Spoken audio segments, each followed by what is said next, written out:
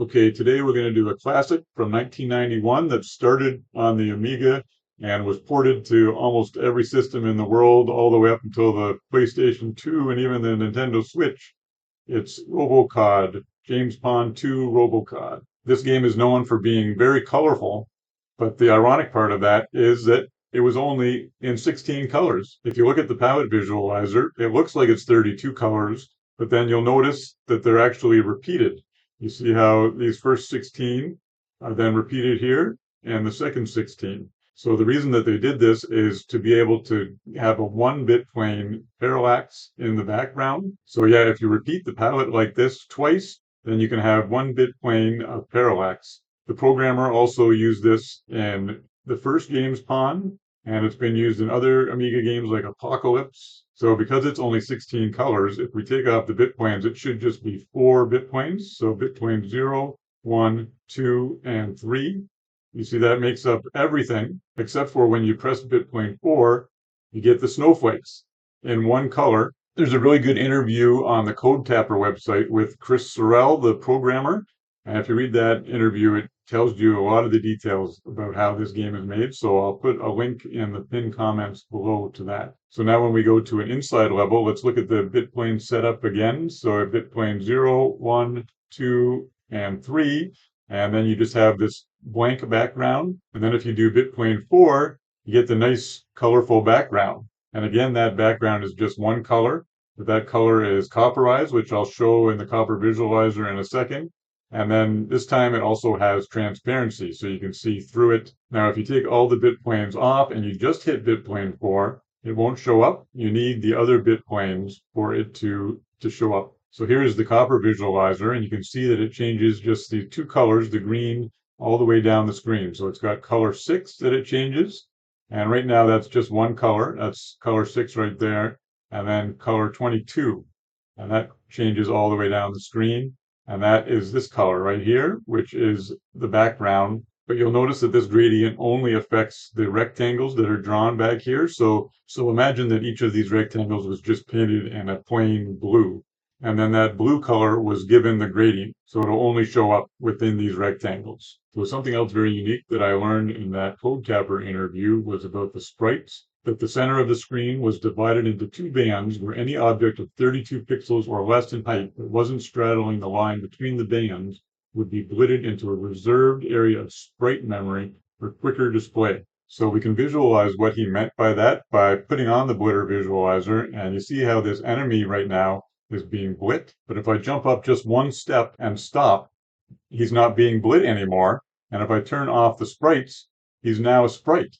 So what is happening is that it switches back and forth between a blitter object and a sprite, depending on what would be quicker for the game. So if I put on sprite 0, you can see half of him, and then sprite 1, it's attached for 15 colors, sprite 2, the other half, and sprite 3, attached 15 colors. So I think that's why they didn't make the main character into sprites, because they use them just for the enemies, and they also use them for some of the HUD elements that you don't overlap with. So let's take them off again. So if we take them off and put sprite 0, you can see part of the score and part of the lives counter. And then you can see that it finishes off with 15 colors. Then every sprite onwards adds more. Sprite 3, 4, 5, 6, and 7. So you get all the score and then all the lives. So it'd be 64 pixels across and 64 pixels across here. As they also say in the article, they try their best to keep the frame rate at 50 frames per second.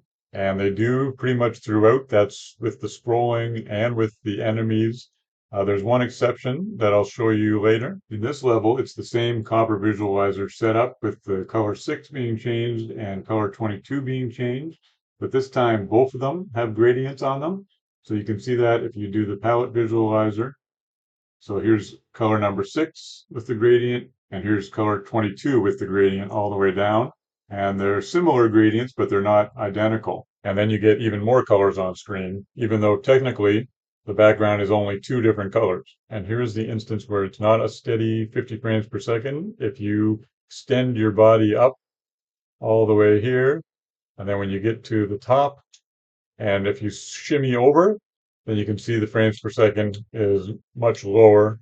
at times. Here with the sprite visualizer, I was able to catch two enemies at the same time that were sprites. So here's attach 0, 1, 2, 3, 4, 5, and 6, 7. So all 8 sprites in one scan line. So that's the most sprites that you can have. So then when you jump up, both of these guys become blitter objects instead, and this guy becomes a sprite. So it kind of reminds me of Sensible Soccer with that dynamic system that switches between sprites and bobs. Something else that's really interesting is when you put on the blitter visualizer and you scroll, you can see that it blits the entire background, that fifth bit plane, but it doesn't do it unless you move 16 pixels, which is it says in that interview. So sometimes like that, you don't blit the background, but if you move there, then you will.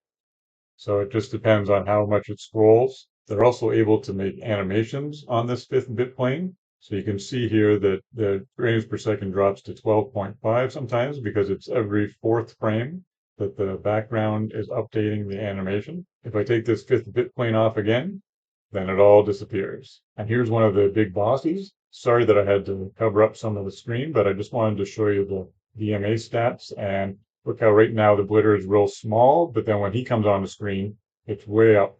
Uses lots of slots, goes down again, and then when he comes on, boom.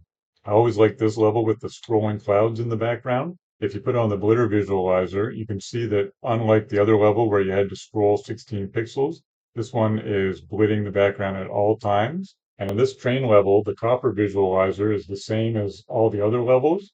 But if you put on the blitter visualizer again, you can see that it's blitting it and it's doing it in different strips. And again, if you take out bitplane 4, there's just nothing back then. So yeah, for 1991, this is probably the most innovative platformer that we've seen so far for the Amiga. So it's great that it's had such a long-lasting legacy on so many different platforms. And finally, the parallax effect on this part with the fence looks really amazing to me.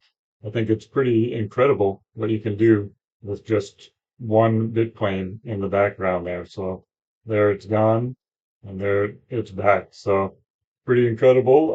It's cool that he had months, he said, to work on the copper effects at the end of development, and it really paid off. So yeah, hope you enjoyed this video on RoboCod, and please like and subscribe and comment. I always appreciate it. Thanks so much. Till next time, take care.